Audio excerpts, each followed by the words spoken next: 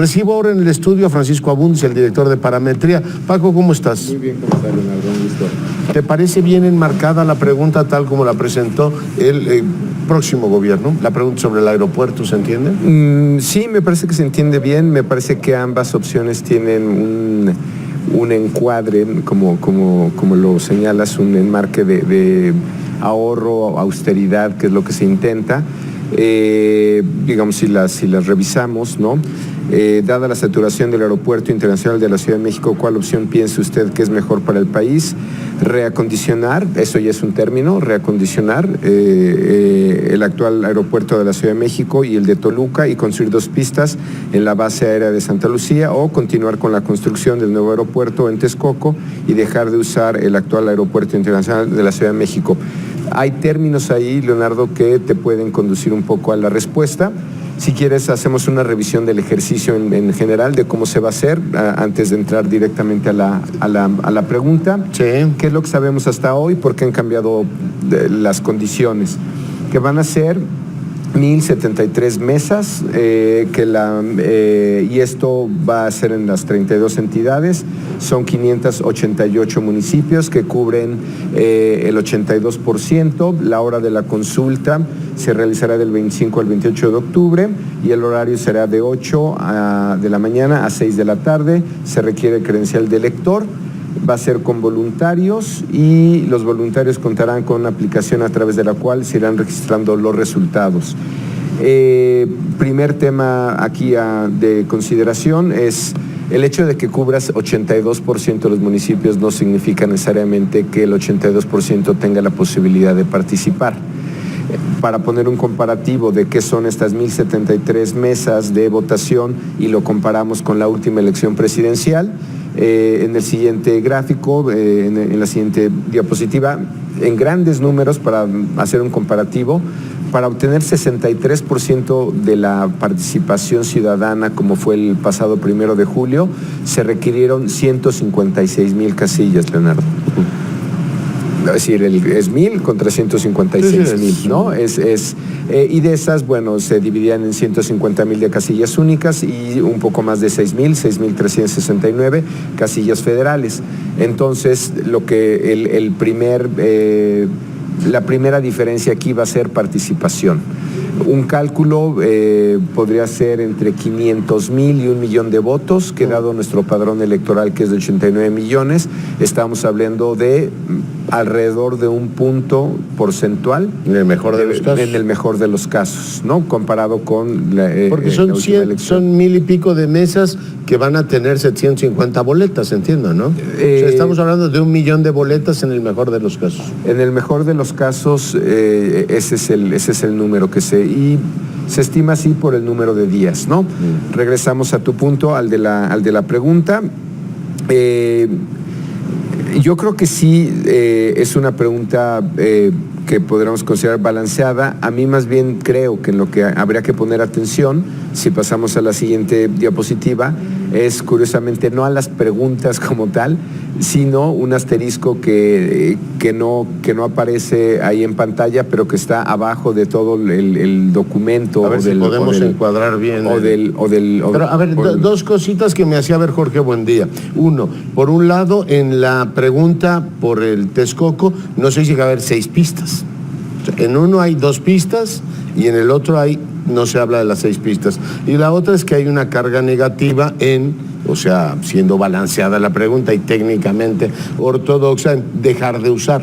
O sea, sí podrías tener ahí un pequeño sesgo. Pero en todo caso, informarle a la gente que en el aeropuerto que tendremos algún día, en el de Texcoco, habrá 6 pistas, ¿no? Que lo podrías compensar con la palabra continuar. Porque digo, en un caso dices, habrá 2 pistas más. O sea, si yo digo habrá pastel para 2 personas más, bueno, en este caso habrá 6 pistas. Tendrías que balancear. Me parece buen punto. Es una parte de la información que se está omitiendo y por eso creo, y me iba a referir al asterisco que está abajo de esa ¿Lo podremos ver, Alexi, por favor? El asterisco dice, como siempre, la letra chiquita, atrás de la boleta se resumirán los argumentos a favor y en contra de ambas. Es decir, ¿cuál va a ser esa información? todo el tema ecológico, el impacto. Ayer nos lo explicaba ahí donde tú estás sentado, Jesús Ramírez Cuevas. Como tú lo acabas de decir, estos términos son importantes y la pregunta sin duda te puede generar alguna precondición. A mí, honestamente, me importa más la información que se va a dar antes. Te voy a informar sobre ahorro, más temas de ahorro, te voy a informar sobre riesgos ecológicos, sobre ubicación, sobre distancia, sobre accesibilidad, sobre costos. ¿Cuál va a ser la información que se va a dar? Es mucha y en ese es difícil ser neutral en algún sentido. ¿Tú le ves, digamos, en la faceta de centauro, de politólogo y estudioso de la opinión pública, le ves sentido a esta discusión de si es constitucional o no? Finalmente, pues es la fiesta del presidente, él elige el pastel, él elige la piñata, él dice a qué hora se invita, finalmente es su consulta, ¿no? Sí. O sea, esta idea de que sea representativa, no creo que si fuese una consulta convocada por el gobierno de Peña Nieto, Morena dijese, claro, es muy representativa, pero en este caso es de él.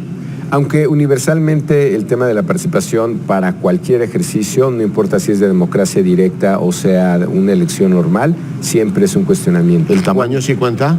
¿Cuánta gente te votó? Para un tema de gobernabilidad y en este caso de legitimidad de la decisión. Lo que entiendo... El presidente dijo, más vale que sean 100,000 que uno. Entiendo, o sea, que para él 100,000 ya pintan. Entiendo que ese es un argumento y ciertamente tiene... Y además planteó una, ¿o no? El otro tema que entiendo que se quería compensar con la encuesta era el de representatividad, porque habíamos hablado aquí ya del caso, Leonardo, de un referéndum como el de Colombia, donde todas las encuestas decían, ahí el tema a discutir era, ¿integramos a la sociedad a la guerrilla o primero los procesamos y luego los integramos? Claro. Entonces era el sí y el no. Era no los integramos, los procesamos, y el sí. Ahí el sí en las mediciones tenía una relación 2-1. Estaba en 60%. Acabó ganando el no. Claro. Porque fue la gente que estaba... Pero digamos, hay casos como el referéndum de Cataluña, que fue francamente ilegal y combatido, pero era un referéndum en toda la línea, o sea, votó el conjunto de los ciudadanos. En este caso es como una especie de sondeo reforzado, con esteroides, o digamos, también con el sesgo, porque los que van a participar o tienen más interés en la militancia política o tienen un interés particular en el aeropuerto. Exacto, y entiendo que la encuesta iba a ser una forma de ponderar en algún sentido. Ya no va a ser. Porque creo que ahora dicen que todo va a ser la consulta. Ha habido cambio de posiciones yo me esperaría tal vez hasta el 25. Fíjate que cuando hablé con el presidente de la Rosenbluth, me decía, no, es que la consulta, le digo, pero también habían prometido una encuesta, que era un elemento como de control, ¿no? Si te sale muy sesgada la consulta, pues porque activistas dicen, vamos a bloquear tal o cual opción, te pueden, pues, y además es su derecho. Dice, quiero votar, quiero opinar, y una encuesta te permite en todo caso controlar qué piensa, ¿cómo le llaman? La mayoría silenciosa, la que sí te contesta a ti. Así es, exacto, no, a la que vamos a tocar a sus casas. Por eso, a la que no depende de si quiere participar o no. Es una voz que sí se oye en las encuestas, ¿no? Exactamente. Sí, porque la idea de una muestra de una encuesta es que sea representativa, ¿no? Entonces, la consulta no lo es. Pues lo que no sabemos es quién va a salir a participar. Yo digo que se lo puedes aplicar a cualquier elección, se la puedes aplicar al Brexit, el ejemplo de Colombia que te acabo de poner. Tenemos el antecedente del corredor Chapultepec, que por cierto, ahí datos, digamos, que son un poco contrastantes en el tema del financiamiento, es que si esta consulta va a costar $1,5 millones, la del corredor Chapultepec costó con 75 centros de votación, costó 7.4 millones. Oye, lo que no sabemos es de dónde va a salir el dinero. Qué falta de coordinación entre las bancadas y, en este caso, el gobierno electo, ¿no? Es voluntario. Pues ya oíste a Ricardo Monreal, a Porfirio Monreal, a nosotros nadie nos había dicho que había que apoquinar. Bueno, supongo que hoy alguien se los va a decir. Pero digamos, creo que más allá de la calidad de de este ejercicio, a mí me parece que entrar en esta discusión de mecanismos de democracia directa es importante. O sea, es importante ver cuándo sí funcionan, quién convoca, para qué se convoca, en qué casos. Creo que el cuestionamiento más serio es un tema de participación. Ya. Es el más...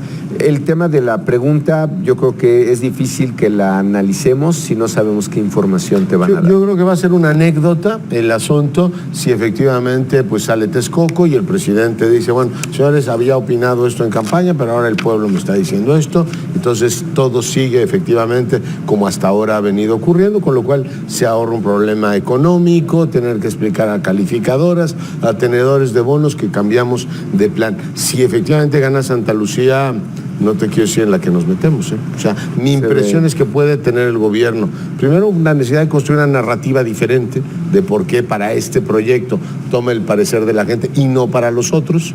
Ha dicho que la refinería va contra viento y marea, en otro caso dijo que se cansa, ¿cómo es la expresión aquella de me canso ganso? Que va tal obra, y en este caso dice, bueno, esta sí se paró y las otras, ¿por qué no? En fin, creo que sí abriría, en el caso de que ganara Santa Lucía, una discusión muy importante sobre el mecanismo, si no quedará como un lunar más. Ciertamente, yo creo que depende de lo que se decida, se hará un cuestionamiento de este mecanismo o no. Bueno, pues esperamos que la voz de Dios, la voz del pueblo, diga o resuelva finalmente este asunto. Doctor, muchas gracias. Al contrario, un gusto, Leonardo.